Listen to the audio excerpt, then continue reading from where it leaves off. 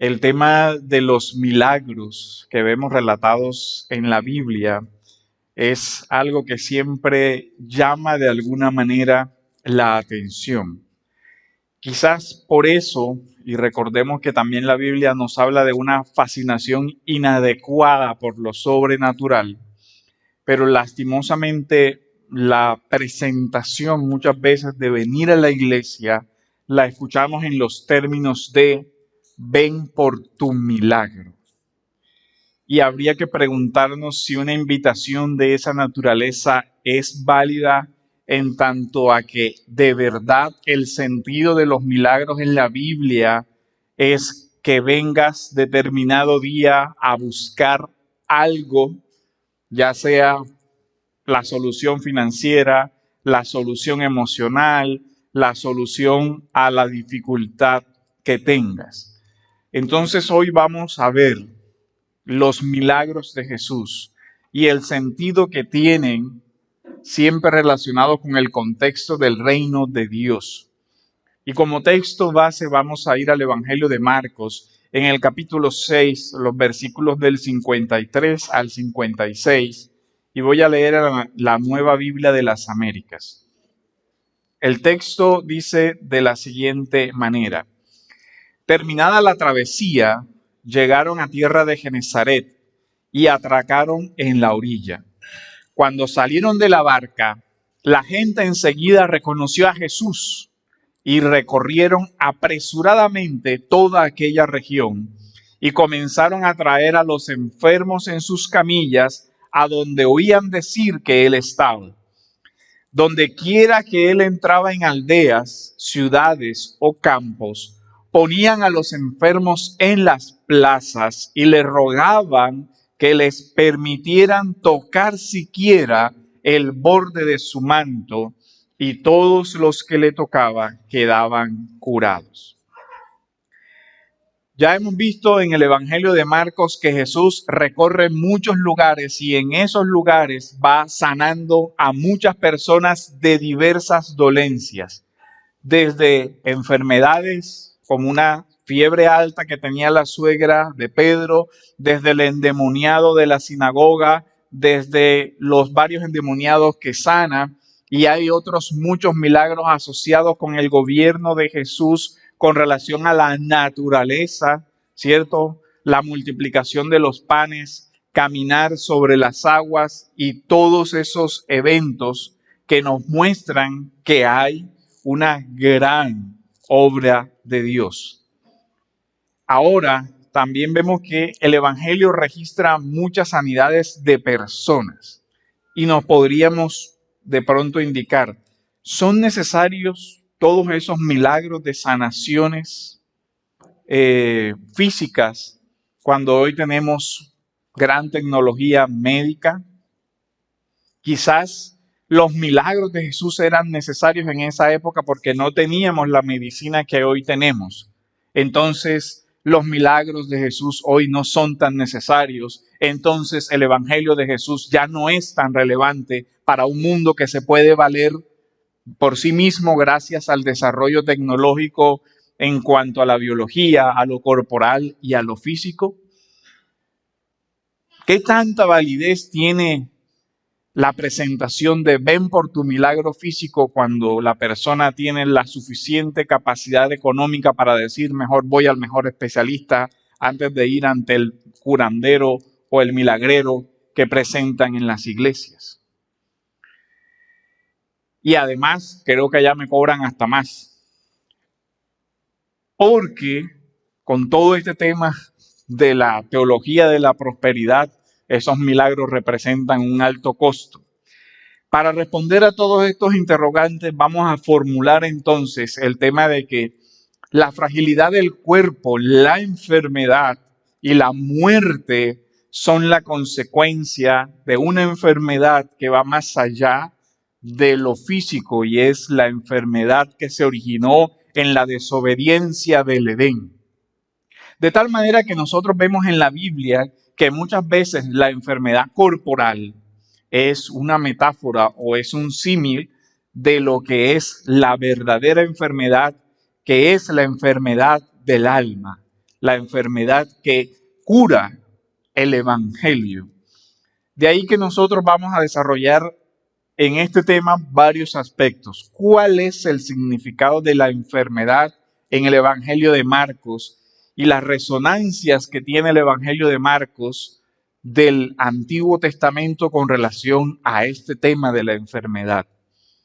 De ahí vamos a ver también la relación entre la identidad de Jesús y los milagros, porque recordemos que hemos venido viendo que cuando aparecen los milagros aparece la pregunta, ¿y quién es este que hace esto? ¿Quién es? De hecho, si vieron el texto, dice, le reconocieron. O sea, ya hay una identidad. ¿Quién es? Luego vamos a ver que este texto es una especie de resumen de una sección que ha relatado varios milagros y que aquí, de forma indirecta, nos recuerda varios milagros significativos en el Evangelio de Marcos. El del paralítico, que bajaron en una camilla, y el de la mujer con hemorragia que tocó el borde del manto, y es posible que de ahí se origine la petición, déjanos siquiera tocar el borde de tu manto. Entonces, el primer elemento es el significado de la enfermedad en el Evangelio de Marcos y cómo esto trae a colación muchos aspectos del primer pacto o Antiguo Testamento. En el libro de Isaías, en el capítulo 1, dice, oigan cielos y escucha tierra, porque el Señor habla.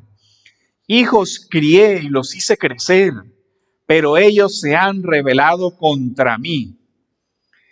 El buey conoce a su dueño y el asno el pesebre de su amo, pero Israel no me conoce. Mi pueblo no tiene entendimiento. Y dice, ay, nación pecadora, pueblo cargado de iniquidad, generación de malvados, hijos corrompidos, han abandonado al Señor, han despreciado al Santo de Israel y se han apartado de él. Note la descripción: pecado, iniquidad, malvados, corrompidos, abandonado al Señor, apartados y despreciados. ¿Dónde más serán castigados? Continuarán en rebelión. Toda cabeza está enferma y todo corazón desfallecido. La referencia es aquí antropológica. Toda cabeza está enferma, el corazón desfallecido, y luego hace una descripción de la extensión de la enfermedad. Dice, desde la planta del pie hasta la coronilla de la cabeza, no tienen nada sano. Ahora, si nosotros vemos aquí, esta es una figura de la extensión de la depravación del hombre. ¿Qué área del hombre está depravada? Todo, absolutamente todo está enfermo. Cuando vemos en Romanos la expresión también, la boca, los ojos, todo está enfermo. Dice, sino golpes, verdugones y heridas recientes no han sido curadas ni vendadas ni suavizadas con aceite. El texto nos muestra el efecto del pecado y nos asocia rebelión, maldad, enfermedad. Y lo que nos deberíamos preguntar es, ¿de qué tipo de enfermedad está hablando Isaías? ¿De la enfermedad corporal o de una enfermedad de otra naturaleza que está relacionada con el corazón, con la rebelión, con la iniquidad, con el pecado? Vemos aquí el sentido de la palabra enfermedad y vemos también los efectos de esa enfermedad. Habla del corazón desfallecido, pero es interesante ver las comparaciones que hace Isaías. Por el Génesis nosotros sabemos que el hombre fue creado a imagen y semejanza de Dios y que una de las características de la imagen y la semejanza de Dios es que el hombre tenía la capacidad de ¿qué? De entender el razonamiento, el pensamiento. Pero si notaron el contraste, dice el asno, el buey conocen, entienden de alguna manera el orden natural que Dios diseñó y obedecen. Estos animales saben quién es su Señor. Estos animales saben dónde están a salvo, dónde están protegidos. Pero Israel, mi pueblo, es peor que un animal irracional. Israel no sabe. Israel es esclavo de sus pasiones, de su maldad. Su corazón le lleva a desconocerme a mí como su Señor. Su corazón está tan enfermo que ha perdido su voluntad, que se ha hecho esclavo de sus pasiones y de sus pecados. Está enfermo. Por eso están así. Tienen su alma desordenada. Si nosotros vemos todo esto, ¿qué hay aquí que se presenta en los animales, pero que no se presenta en el hombre? Y vemos que aquí se invierte el orden de la creación. Recordemos Génesis. ¿Qué había dicho Dios al hombre? Los animales estarán ¿bajo qué? Bajo tu dominio. Pero aquí se presenta un orden inverso. Los animales haciendo la voluntad de Dios.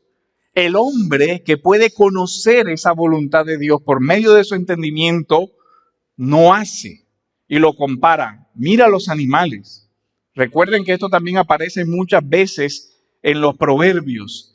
Mira la hormiga, perezoso.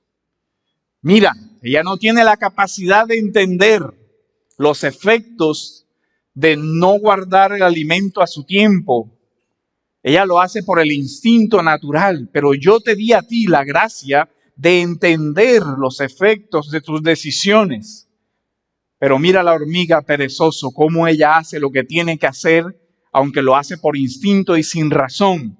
Pero tú, que tienes un don más grande, el instinto, la razón, la voluntad, la imaginación, las facultades del alma, te comportas por debajo del orden de la creación, más bajo que un animal. Tienes una enfermedad de orden mental, una enfermedad de orden interior.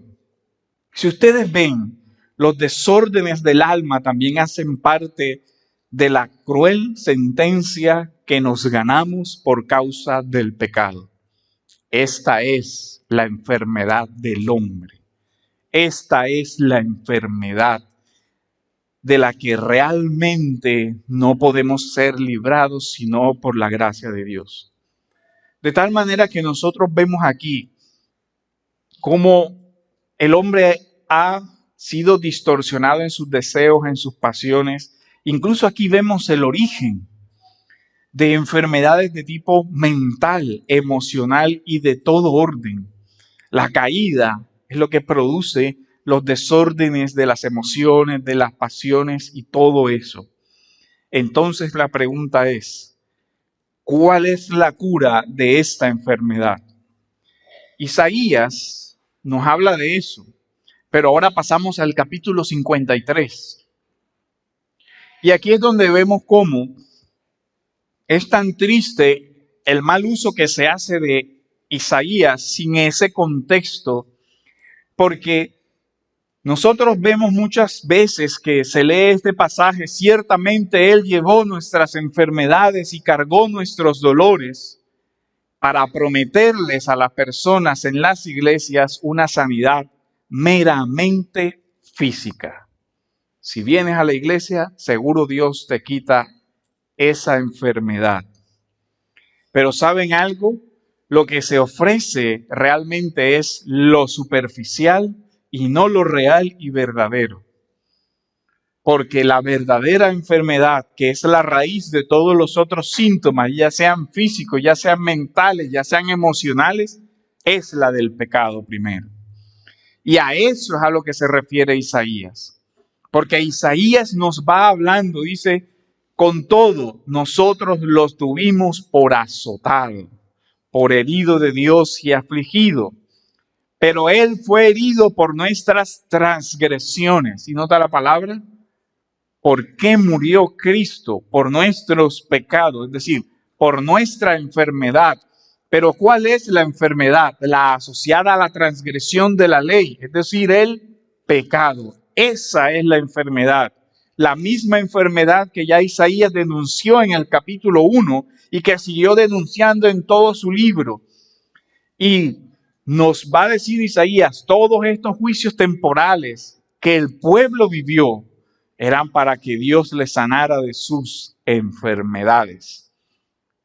Ya vemos, los castigos temporales hacen parte entonces en la teología de Isaías de sanar la enfermedad de su pueblo por medio de la disciplina. Pero aquí vemos cómo ahora la actuación de Dios, dice, Él fue herido por nuestras transgresiones. Y aquí vamos a la cruz, molido por nuestras iniquidades. El castigo de nuestra paz cayó sobre Él. Y por sus heridas hemos sido sanados. Realmente es bastante triste que lo que se ofrezca en muchos púlpitos es la sanidad biológica o física y no la sanidad del alma, que es la paz para con Dios. Después nos va a decir Isaías, todos nosotros nos descarriamos como ovejas. Y recuerden los sermones anteriores de Marcos, donde el Señor veía a su pueblo como ovejas sin qué, sin pastor. O sea que el pastor es una señal de la divinidad. Nos apartamos cada cual por su camino, pero el Señor hizo que cayera sobre él la iniquidad de todos nosotros.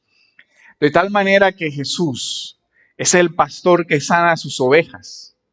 Ya ven entonces el sentido de los milagros.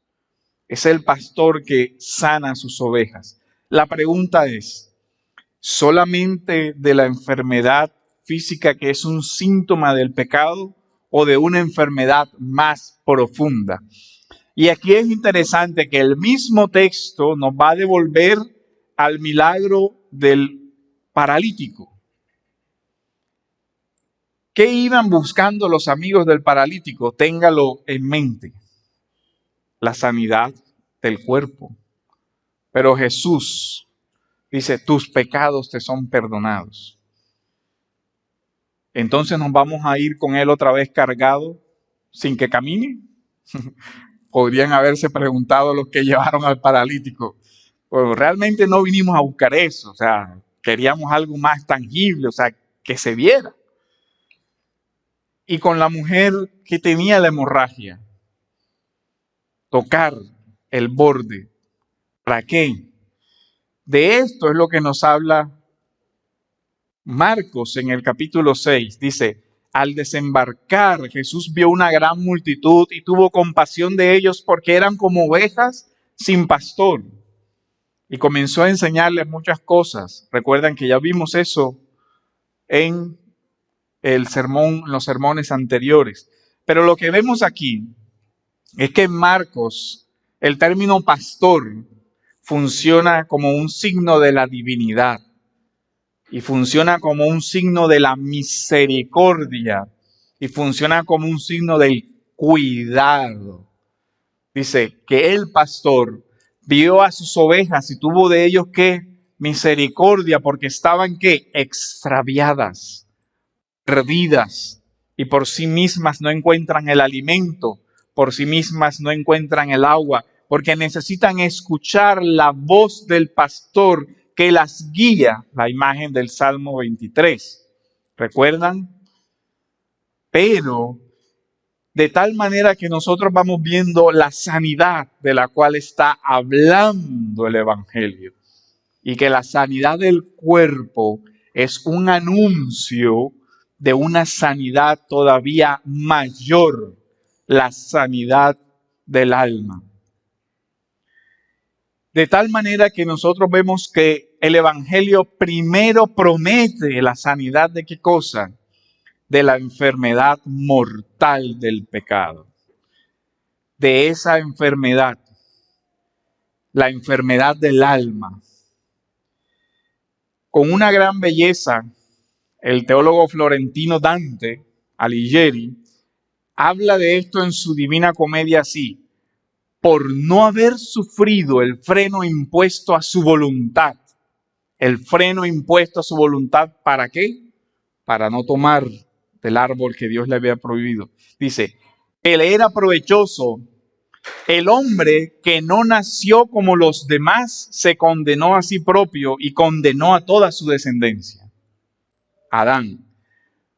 Por lo que yació enferma la especie humana y sumida largos siglos en profundo error, hasta que no se dignó el Verbo de Dios de bajar al mundo, identificándose por el solo impulso de su amor eterno con aquella naturaleza que se había divorciado del que la creó.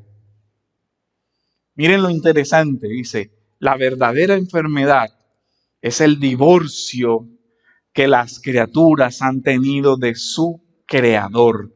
Dice, por eso la raza humana está enferma, por eso la raza humana está condenada. Y la enfermedad que actualmente padece afecta todas las áreas del ser humano. Por supuesto que afecta a su cuerpo, pero también afecta a sus emociones, su voluntad. Su sanidad debe ser mental, emocional, debe ser completa en todas las áreas. Pero esta sanidad empieza por una nueva vida que solo es concedida por el Verbo. Pero esta sanidad comienza con la reconciliación del divorcio que se dio en el Edén, como lo dice Dante. Es interesante que él dice, están enfermos, se divorciaron de su creador. Luego entonces, ¿cómo comienza la sanidad? Con la reconciliación con ese creador. ¿Cómo se reconcilia? Con el perdón que restaura la relación. Es lo primero que necesita el hombre, el perdón. ¿Por qué?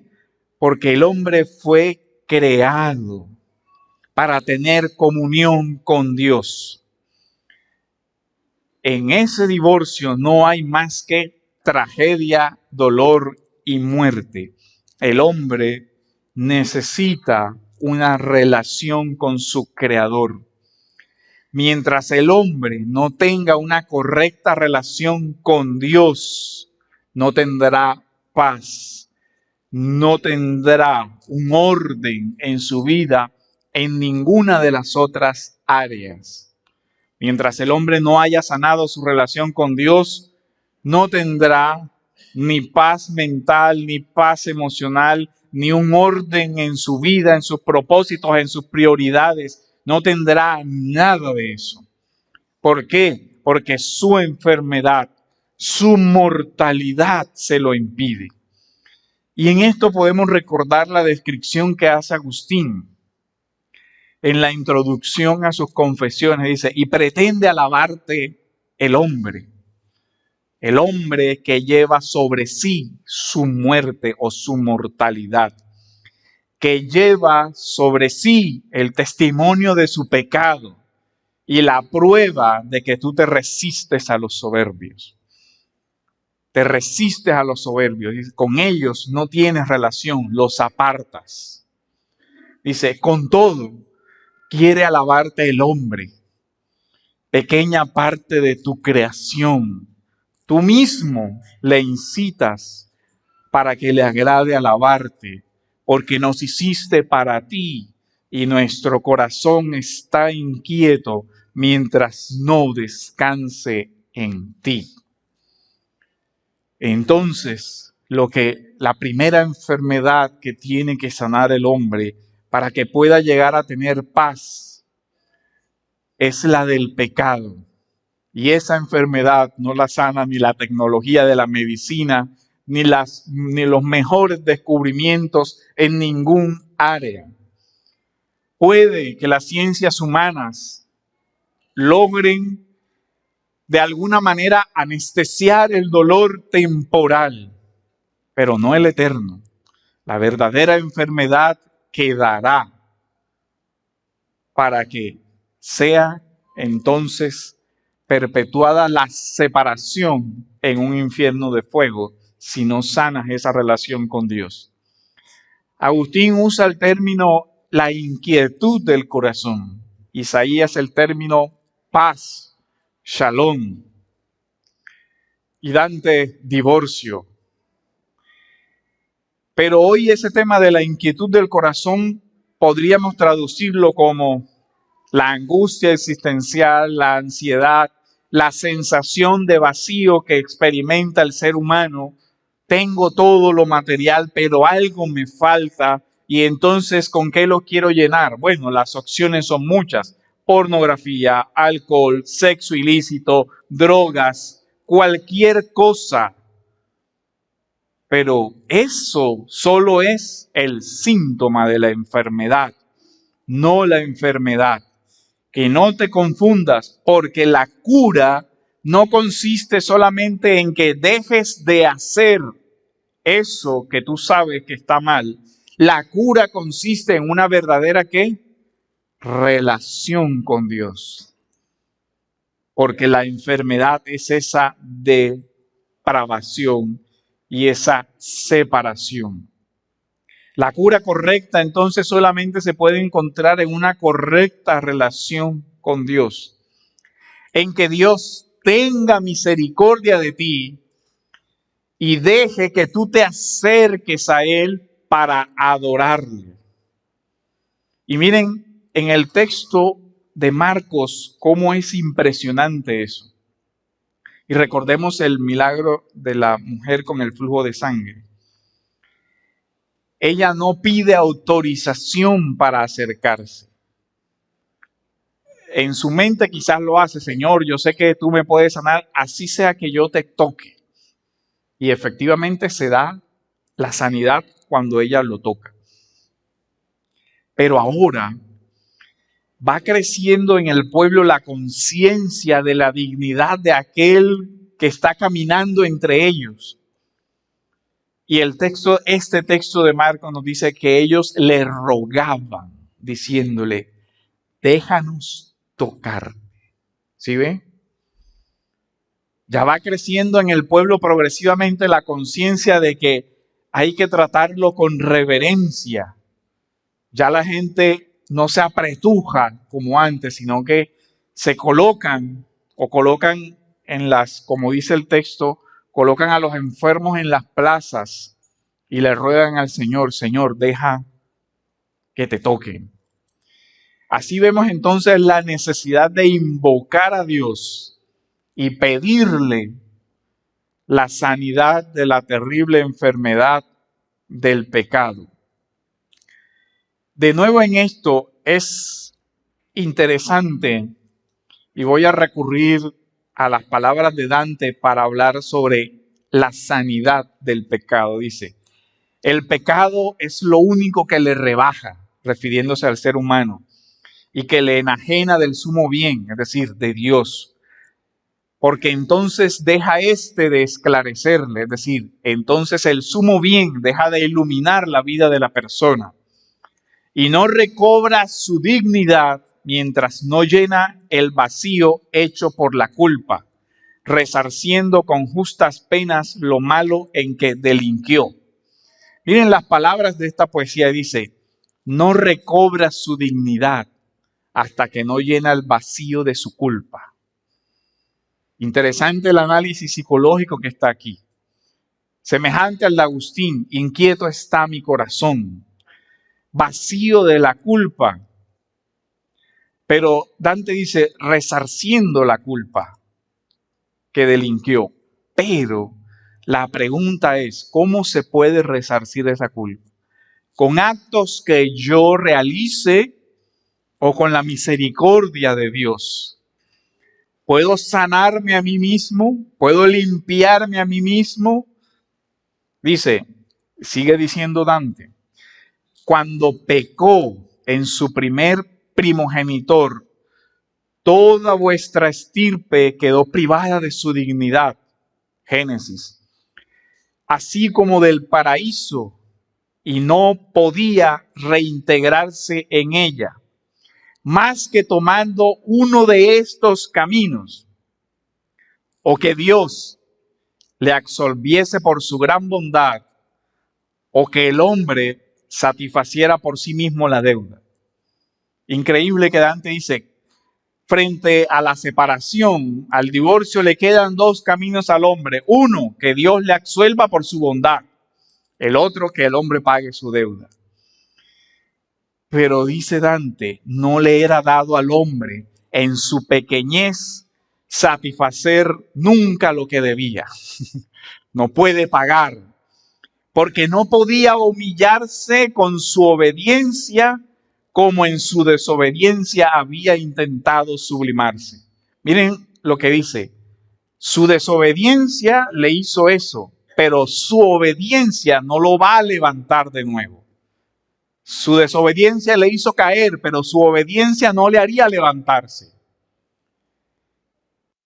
Entonces dice, todos los demás medios eran insuficientes para su justicia. Si el Hijo de Dios no se hubiera humillado hasta hacerse hombre. Paraíso, canto séptimo de la Divina Comedia.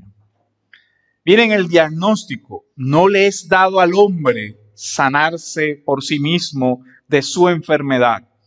Vimos el diagnóstico en Isaías, desde la planta del pie hasta la cabeza está enfermo. Pero ¿cómo ha de ser sanado? Porque otro cargue su enfermedad. No le es dado al hombre sanarse a sí mismo, necesita de la gracia y necesita de la gracia del Verbo encarnado. Aquí es donde nosotros vemos los milagros como signos presentes del reino venidero. Que la sanidad del cuerpo es un anuncio de la sanidad completa que vendrá en la gloria venidera del reino que se va a manifestar en el futuro. Entonces, ¿cómo entendemos nosotros estos milagros del Evangelio de Marcos? Son signos de la esperanza a la cual Dios nos está llamando en su segunda venida. De la esperanza de la que habla Apocalipsis, donde no habrá más lágrimas ni dolor. ¿Por qué? Porque las primeras cosas pasaron. Todos estos milagros están diseñados para llevarnos a la identidad del Hijo de Dios. Y aquí viene nuestro otro punto.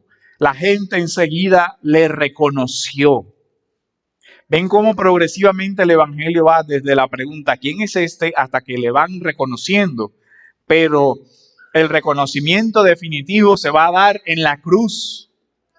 Cuando el centurión romano diga, verdaderamente este hombre era hijo de Dios.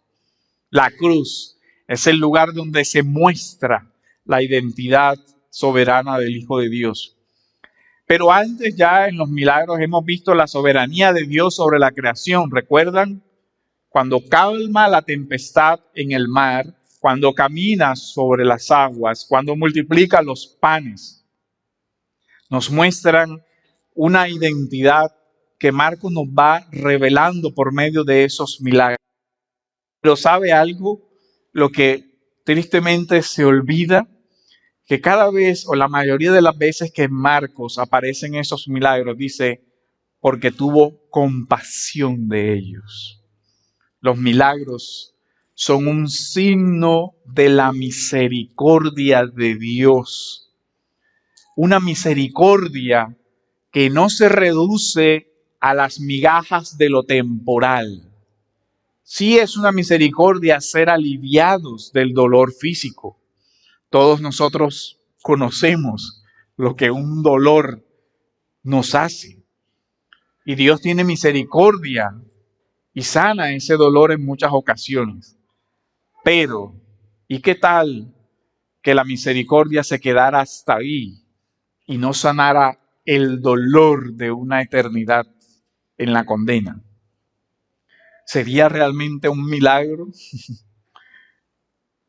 Muy poco sería la misericordia. Te alivio de tu dolor temporal, pero te dejo con la carga del dolor eterno. Aquí nosotros vemos cómo Marcos nos va enseñando que en el ministerio público progresivamente estos milagros nos van mostrando quién es Jesús. Y antes nos lo ha mostrado de forma discreta y por eso esta sección es como un recorderis de los milagros anteriores, y de lo que significan con relación a la identidad. Pero Marcos antes cuidadosamente nos ha puesto ante gestos de aquellos que responden a los milagros de Jesús. ¿Recuerdan? Uno de los primeros milagros fue cuando sanó a la suegra de Pedro, de la fiebre. Ese milagro van los discípulos, mira, ella está enferma, el Señor va y la sana. ¿Cuál fue la respuesta? Dice que ella se levantó y los servía. Hay otro gesto y es el del leproso, ¿recuerdan?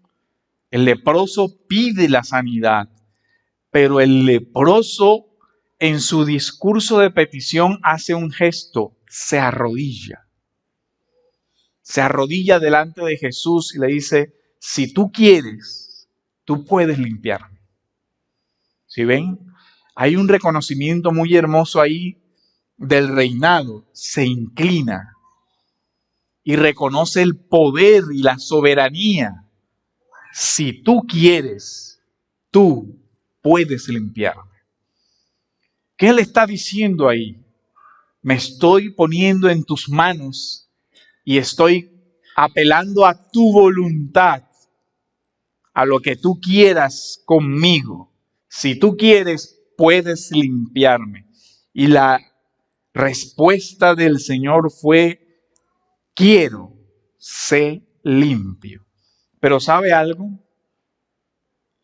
En el gesto de este hombre con lepra, que sabía que el Señor ni siquiera podía tocarlo, uno ve la sujeción a la voluntad divina. Pero cuánta arrogancia hay en aquellos que hoy dicen, yo decreto que tú hagas tal cosa. No han entendido quién es el soberano en esa relación. Este hombre dice, si tú quieres. Y ahí viene la pregunta, ¿quién es este que el mar le obedece? ¿Quién es este que multiplica los panes? ¿Quién es este que enseña con esta autoridad? ¿Se acuerdan? En la sinagoga. Esa fue la pregunta. Sanó al endemoniado. Pero la pregunta que se quedó ahí, ¿y quién es este que enseña con esta autoridad, con esta sabiduría celestial? Mi hermano y amigo que estás hoy aquí, esta es la misma pregunta que yo te quiero hacer. ¿Has dado tu respuesta a eso? ¿A quién es Jesús? ¿Cuál es tu respuesta a esas preguntas que se hacen en el Evangelio? Porque ¿sabes algo? No tendrás paz hasta que no encuentres la respuesta correcta. No serás sanado de la enfermedad del pecado hasta que no encuentres la respuesta correcta. Y ¿sabes algo? La respuesta correcta a la angustia, al dolor, está siguiendo el ejemplo de ese que de rodillas se hincó y dijo, Señor, si tú quieres, yo puedo conocerte. Si es tu voluntad, me permitirás acercarme a ti. Si es tu gracia, puedes limpiarme. Así que, ¿a qué apelo aquí? A que reflexiones sobre estas preguntas. ¿Cómo respondes tú a la pregunta de quién es Jesús? No en abstracto, sino quién es Jesús para mi vida. ¿Quién es Él para mí? Y ahí es donde el texto nos va a devolver a otros milagros. El texto dice, y recorrieron apresuradamente toda aquella región y comenzaron a traer a los enfermos en sus camillas, a donde oían que Él estaba. Cuando usted escucha la expresión camilla, lo trajeron o los trajeron en camilla, ¿de qué se acuerdan? El paralítico, que también fue llevado por sus amigos y lo bajaron y lo llevaron, lo trajeron ante Jesús y ellos son los que piden. Y recordemos lo que dice Marcos. Entonces vinieron y le trajeron un paralítico llevado entre 4 hombres. Como no podían acercarse a causa de la multitud, levantaron el techo de encima de donde él estaba y cuando habían hecho una abertura, bajaron la camilla. ¿Sí ven la misma expresión? en que estaba acostado el paralítico. Viendo Jesús la fe de ellos, dijo al paralítico: Hijo, tus pecados te son perdonados. Y aquí es donde les decía, la interpretación puede ser o de esperanza o de decepción. Tus pecados te son perdonados. Se te ha concedido un don mucho más grande del que viniste a buscar, que es la sanidad física, una sanidad de tu alma y una vida eterna, libre de esa camilla, libre de cualquier llanto, dolor o enfermedad. Así podría ser entendido. O la otra es, bueno, te vas con la conciencia un poquito más aliviada, pero vas a seguir sufriendo aquí y ahora. Ahora, lo que nosotros vemos es que este relato une las dos cosas: la sanidad física y el perdón de los pecados.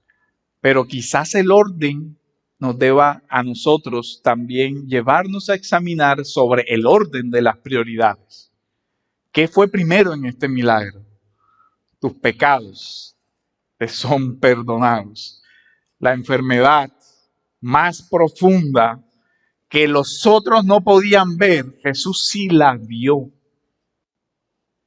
Lo que estaba en el corazón de ese hombre paralizado, el Señor lo dice: tus pecados te son perdonados. La condición física, aquí vemos cómo el Señor podía ver algo más allá de la condición física, la angustia, el dolor que produce el pecado. La parálisis, no de su cuerpo, sino de su alma, de su vida interior, que afecta a todo su ser. Eso es lo que el Señor primero sana.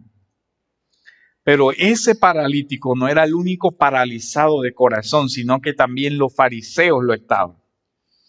Por eso es curioso en algo, que aunque el Señor dice, tus pecados te son perdonados, al que tenía el signo visible de la parálisis, no le dice lo mismo a los fariseos. Pero miren lo curioso, el Señor dice, tus pecados te son perdonados, pero sobre ellos, sobre él, no hay un análisis psicológico, es decir, no nos dice qué vio el Señor en su corazón, pero sobre los fariseos sí nos lo dice.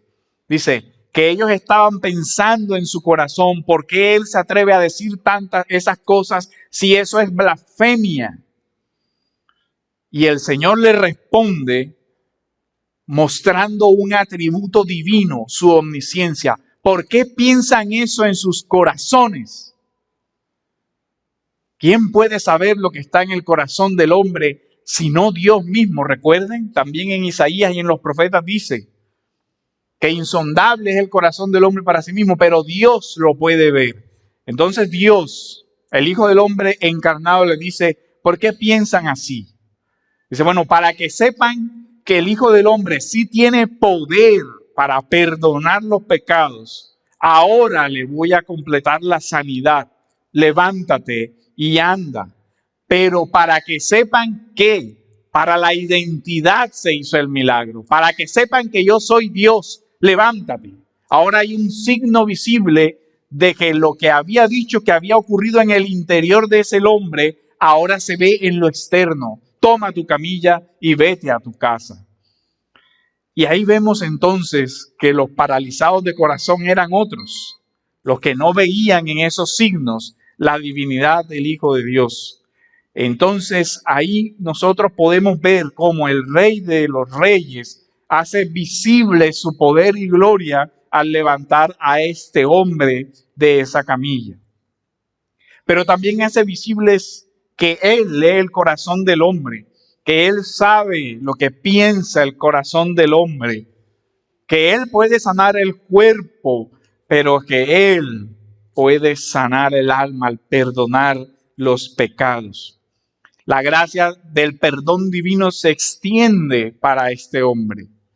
Ahora es un hijo de Dios, ahora entra al reino porque ha sido perdonado sus pecados. Pecados que destruyen por la conciencia culpable, por la amargura, por la ira, por la falta de perdón, etc. Ahora vemos otro milagro que nos lleva a entenderlo a la luz del reino. Donde quiera que entraban, ponían a los enfermos y les rogaban que les permitiera siquiera tocar el borde de su manto. ¿Y dónde vemos ese tema del borde de su manto? Marcos capítulo 5, versículo 27. Cuando ella oyó hablar de Jesús, miren esto, oyó hablar de Jesús. Oyó hablar de quién era Jesús, oyó hablar del mensaje. Se llegó a él por detrás entre la multitud y tocó su manto. Ya en el sermón, cuando hablamos de esto, decíamos el por qué lo hizo, por el tema del concepto de la pureza y la impureza. El flujo de sangre le hacía ritualmente impura, no podía tocar a ninguna persona, ni a sus familiares, ni nada, y todo lo que ella tocara se consideraba inmundo. Pero lo que sucede en este milagro es que el Hijo de Dios purifica todo aquello que le toca. No le hacen a él impuro, sino que limpia. Entonces, cuando se oyó hablar, ella se decía, miren, hablaba consigo mismo. O sea, ella tenía un diálogo interior. Ella se decía, si tan solo toco sus ropas, yo sanaré. Miren la esperanza de esta mujer. Dice, si tan solo lo toco, yo sanaré. Y efectivamente, lo que nosotros vemos es que no hay la petición que hay en esta parte del texto. O sea, la mujer lo toca sin pedir, sin rogar. Pero en su mente lo hace. En su mente ella dice, si yo lo toco, yo sé que Él me sanará. Debemos entonces ver que es interesante que la palabra con la que el Señor le responde, dice, tu fe te ha salvado. ¿Sí ven lo curioso? Tu fe te ha salvado. Bueno, en el Evangelio de Marcos aparece en esta sección donde dice que son curados, la misma palabra, sanados o salvados. Es decir, que Marcos 5:27 aparece la misma expresión que en Marcos 6:56 para sanados. Pero también hay algo que es importante ver y es el tema de lo que veíamos de la separación o el divorcio. Porque la primera expresión del Señor es hija. Y podemos pensar que eso es irrelevante. Pero recuerden el sermón cuando tratamos de este tema. En esa misma parte aparece otra hija, la hija de Jairo. Pero nótese algo. En todo el protocolo cultural de esa región, la mujer debía ser representada por alguien. Jairo va a hablar por su hija, porque él podía. No podía ir la madre a acercarse a un varón a hacerle ese tipo de petición en público, pero Jairo sí, porque él podía, porque era la cabeza de la familia.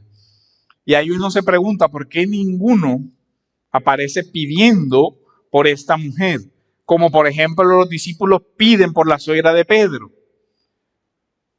Quizás toda su familia le había abandonado por su enfermedad, porque no podían acercarse a ella, porque si no también serían impuros. Pero el Señor al responder con eso, y este es quizás el milagro más grande y superior al de la sanidad física, ahora eres parte de mi familia, eres mi hija. Ahora entras a la iglesia, ahora eres una hija. ¿Por qué? Porque tu fe te ha salvado. Y la fe que salva, en algunas ocasiones también se exterioriza en el cuerpo y sana, cuando Dios así lo permite. Lo que nosotros vemos aquí es que hay una salvación que es integral. Hay un detalle bien interesante, y es que el texto nos dice que le rogaban que siquiera pudieran tocar siquiera el borde de su manto. El reino de Dios entonces sana todas las dimensiones del ser humano. Pero esta es la segunda vez que aparece el borde de su manto. Recordemos que hay un mandato en el Antiguo Testamento, en el libro de los Números, sobre qué se llevaba en el borde del manto. Y miren lo interesante de esto. Números 15, en el versículo 37, 45, dice: también el Señor habló a Moisés y dijo: habla a los israelitas y diles que se hagan flecos en los bordes de sus vestidos por todas sus generaciones, y que pongan en el fleco de cada borde un cordón azul. Y el fleco les servirá a ustedes para que cuando lo vean se acuerden de todos los mandamientos del Señor. Si ven, esta parte es bien interesante. Los flecos, los bordes que se tocan, tenían este simbolismo. Y dice, a fin de que lo cumplan. Entonces, los bordes están asociados ¿a qué? A los mandamientos del Señor, a que se cumplan. Pero sabe algo, dice, a fin de que los cumplan y no sigan ni a su corazón ni a sus ojos. No sigan ni a su corazón ni a sus ojos. Se han extraviado de los caminos. ¿Por qué? Porque han seguido ¿qué? A su propio corazón y a los deseos de sus ojos. Y dice, tras los cuales se han prostituido. Note corazón y ojos como palabras importantes. Dice, para que se acuerden de cumplir todos mis mandamientos y sean santos. Yo soy el Señor Dios que los sacó de la tierra de Egipto para ser el Dios de ustedes. Yo soy el Señor su Dios. Todavía el judaísmo actual, con algo de distorsión, conserva la costumbre de los bordes de los vestidos, o a veces los usan con el manto del talib. En esa época, en el judaísmo todavía se llama tzitzit. Pero eso tenía una función pedagógica, recordar los mandamientos. ¿Para qué? Para que los obedecieran. ¿Recordaban qué cosa? La libertad. Dice, para que se acuerden que yo los saqué de la esclavitud de Egipto.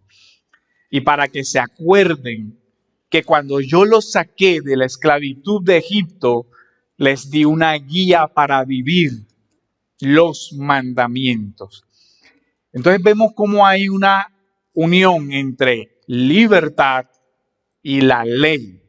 ¿Para qué fue dada la ley? Para que el pueblo viviera en la libertad que ya Dios le había concedido. La libertad, entonces, dada por la gracia, no excluye la ley. Eso después lo va a decir Pablo en Romanos. Pero precisamente la ley impide que el hombre vuelva a caer en la esclavitud de su corazón malvado y enfermo, y que se deje guiar por los deseos malvados de sus propios ojos, y que esos deseos que entran por los ojos comiencen a gobernar la vida y esclavicen de nuevo al pueblo que había sido liberado. Se mencionan dos órganos especiales: el corazón, que en la Biblia es sinónimo de mente, vida interior, voluntad, deseos, la imaginación y otros.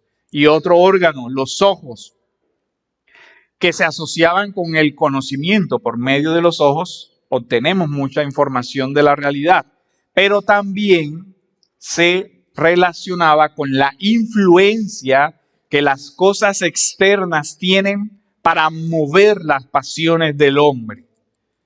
Y recordemos, primera carta de Juan, donde nos dice, porque todo lo que hay en el mundo, la pasión de la carne, y Juan en la Nueva Versión de las Américas dice, la pasión de los ojos. ¿Sí ven? La pasión de los ojos, la arrogancia de la vida que no proviene del Padre, sino del mundo.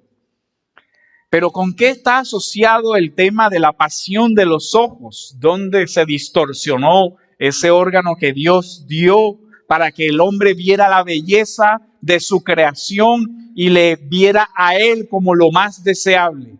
Pues eso pasó también en el Edén, donde se dio el gran divorcio. En Génesis capítulo 3 nosotros vemos que dice, cuando la mujer vio que el árbol era bueno para comer. Pero miren que hay que unir una cosa con la otra. La palabra con la forma como miramos las cosas. Porque antes de que la mujer viera al árbol como codiciable, se había introducido en ella por medio de la palabra esa idea. ¿Palabra surgida de qué? Del diablo. Donde hay un discurso, realmente Dios no quiere que ustedes alcancen su plena plenitud y sean como Él, sean dioses también. Por eso Él no quiere que ustedes tomen del árbol. Entonces, esa idea que distorsionó la realidad, primero distorsionó la relación con Dios. Eso fue lo primero que se dañó. Entonces Dios no quiere el verdadero bien para nosotros. Este otro sujeto, sí. La mentira distorsiona la forma como vemos la realidad. Dice, cuando la mujer vio que el árbol era bueno para comer y que era agradable a los ojos. Pero antes lo había visto muchas veces, pero ahora lo ve diferente, gracias a la influencia de un pensamiento contrario a la voluntad de Dios, contrario al mandamiento de Dios. Ahora lo ve deseable y se introducen las pasiones, los deseos para alcanzar una sabiduría que estaba prohibida. Tomó el fruto y comió. También dio a su marido que estaba con ella y él comió. Entonces fueron abiertos los ojos de ambos. ¿Pero qué fue lo que vieron? ¿Un mejor paraíso? ¿Una sabiduría más grande? Vieron que habían perdido su dignidad. Vieron que estaban desnudos y la desnudez se va a convertir en un símbolo de vergüenza. Y cosieron hojas de higuera y se hicieron delantales. ¿Recuerdan los dos caminos de Dante? O que la gracia te cubra o que te cubras a ti mismo. ¿Cuál fue el camino que escogió el hombre aquí? Yo me voy a vestir a mí mismo, yo voy a sanar mi propia enfermedad. Pero ya hemos visto que ese camino conduce a la muerte. De tal manera que lo que nosotros vemos es cómo se ha distorsionado el corazón del hombre. Y una vez que se dé esa distorsión en el corazón del hombre, luego se dan las conductas. Cuando ve como deseable, entonces toma y come. El Señor Jesús lleva en sus vestidos externos este signo de la ley, que le recordaba al pueblo qué cosa, que debía obedecer la ley, que la ley era la voluntad de Dios y que en la ley hay la sanidad de la libertad. Pero Jesús es el signo viviente. Él es la palabra hecha carne y Él ha venido para la sanidad del pueblo. Miren que de alguna manera ese signo externo estaba para evitar el engaño del corazón del hombre, pero ahora hay el signo por excelencia, no para poner los ojos en el borde del manto, sino para poner los ojos en ¿quién? En Jesús, el autor y consumador de la fe.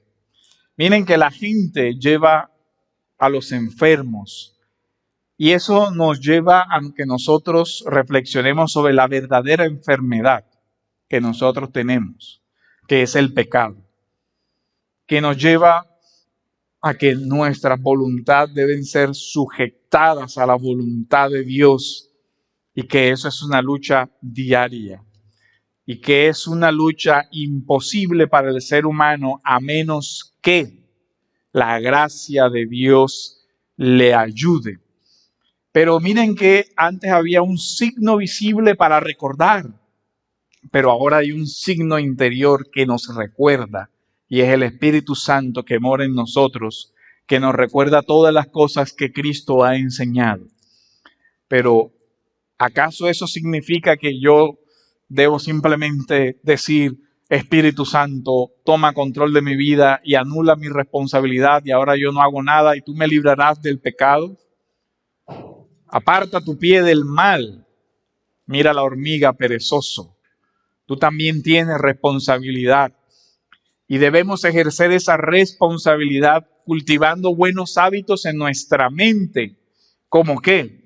Como aprender esa palabra de Dios que va a ser usada por el Espíritu Santo para redarguirnos, para usar esa palabra de Dios en los momentos en que nuestras pasiones y el deseo de nuestros ojos se activa para recordarnos a nosotros mismos las promesas del Evangelio, para recordarnos la verdad que libra de las malas pasiones. De tal manera que si tú eres creyente, entonces tú tienes la guía de la palabra de Dios, que es tu arma de batalla para luchar diariamente contra las pasiones de tu corazón, para que cada vez que vengan pensamientos contrarios a la verdad, que llevan por caminos de destrucción, tú puedas mirar al Rey y en oración pedirle su ayuda. Señor, déjame acercar a ti para meditar en su palabra, para que su palabra apague las voces que se levantan en tu mente, que te llevan por tus propios caminos desordenados hacia la muerte. Pero si tú no eres creyente, sé que muchas veces has escuchado que la oferta del Evangelio es que vengas a la iglesia para que tus problemas terrenales se terminen, para que ya seas librado de tu enfermedad o para que Dios te sane de una relación emocional traumática, de un divorcio, de un problema financiero, etcétera, cualquiera que sea tu situación. Pero a lo que yo te llamo hoy es a que examines que tienes una enfermedad más radical y profunda, y es tu divorcio con Dios. Y lo único que puedes hacer es lo que viste en este texto: rogar a Dios que te permita acercarte para que entonces comiences a entender la verdad, para que entonces comiences a comprender la necesidad de arrepentimiento para la salud de tu alma. Que el Señor te ayude en esa labor.